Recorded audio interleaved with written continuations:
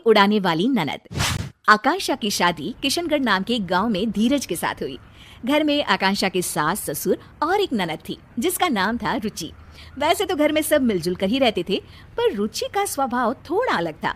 वो किसी भी व्यक्ति की कमियों की खिल्ली उड़ाती थी। एक दिन आकांक्षा और धीरज बाहर घूमने जा रहे थे। आकांक्षा ने बहुत ही अच्छी सी साड़ी पहनी थी। अरे वाह बहू, तू तो इस साड़ी में बहुत सुंदर लग रही है। थैंक यू मम्मी जी। तभी रुचि वहां आ जाती है। रुचि आकांक्षा को देखती है तो उसे उसकी साड़ी बिल्कुल भी पसंद नहीं आती। आय हाय भाभी, ये कैसे साड़ी पहनकर जा रही हो आप? बिल्कुल भी अच्छी नहीं लग रही। लाल साड़ी में एकदम टमाटर लग रही हो। आकांक्षा को रुचि की इस बात पर बहुत गुस्सा आता है। ए रुचि, तुम इस तरह से मेरी खिल्ली मत उड़ाओ, समझी? छोटी हो छोटी ही रहो। मैंने तो जो कहा सच ही कहा।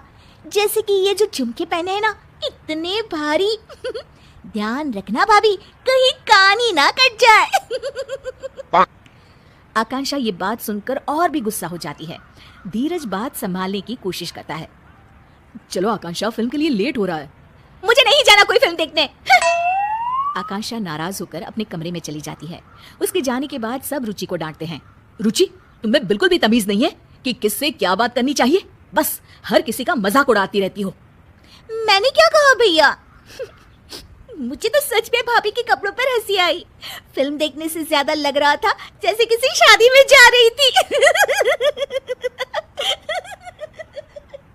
रुचि हंसते हंसते अपने कमरे में चली जाती है। रुचि की इस आदत ने सबको बहुत परेशान कर रखा था। उसे हर किसी का मजाक बनाने की अब तो आदत सी हो गई थी।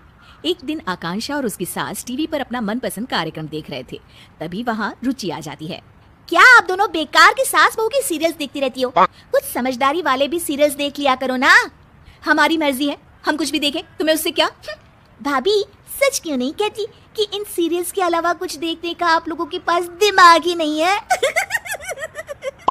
रुचि हंसने लग जाती है और इतना कहकर वो वहाँ से चली जाती है। रुचि भी ना कभी कभी तो हद ही करती है। पता नहीं अपने आप को क्या समझती है। कोई बात नहीं मम्मी जी, कल इसकी सहेलियां आ रही है ना, उनके सामने ये बहुत समझदार बनती है। अच्छा सबक सिखाएंगे इसको। तुम सही कह रही हो बहू, सबक तो इसे सिखाना ही होगा। अगले दिन रुचि की कॉलेज की सहेलियां उसके घर आती है। उनके सामने रुचि बहुत ही अच्छे तरीके से बर्ताव कर रही होती है। मैंने प्रेमचंद की नॉवेल पढ़े हैं।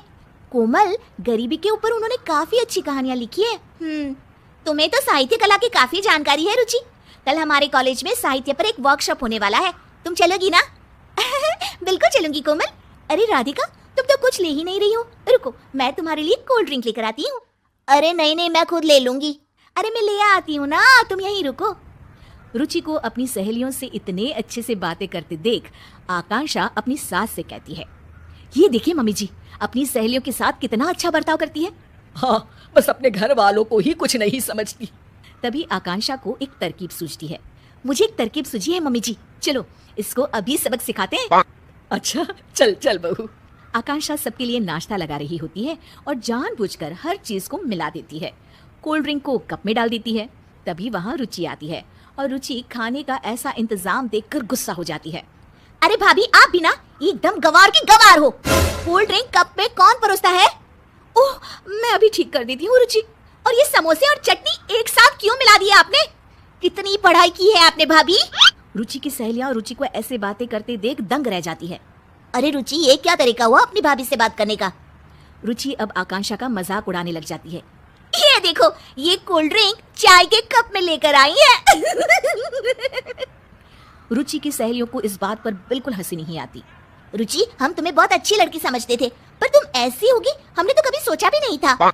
हाँ, बातें तो इतनी ज्ञानों वाली करती है और अपने बड़ों से कैसे बात करती है, इसमें तो तमीज ही नहीं है। हम तो चले भाई, और आज से तुम हमारे ग्रुप में भी नहीं रहोगी। पहले लोगों से बात करने का ढंग सीख लो, फिर कुछ और सीखना। अरे आप लोग तो सीरियस हो गए। मैं तो मजाक ही कर रही थी। हर किसी का मजाक उड़ाना अच्छी बात नहीं है रुचि। रुचि के दोस्त बिना कुछ खाए पिए वहाँ से चले जाते हैं और रुचि को अपने बुरे बर्ताव का परिणाम आज भुगतना पड़ता है। आकांक्षा और उसकी सास एक दूसरे की तरफ देखकर मुस्कुराते हैं और खुश हो जाते हैं। उस घटना के बाद रुचि सबसे अच्छे से पेश आती थी और उसने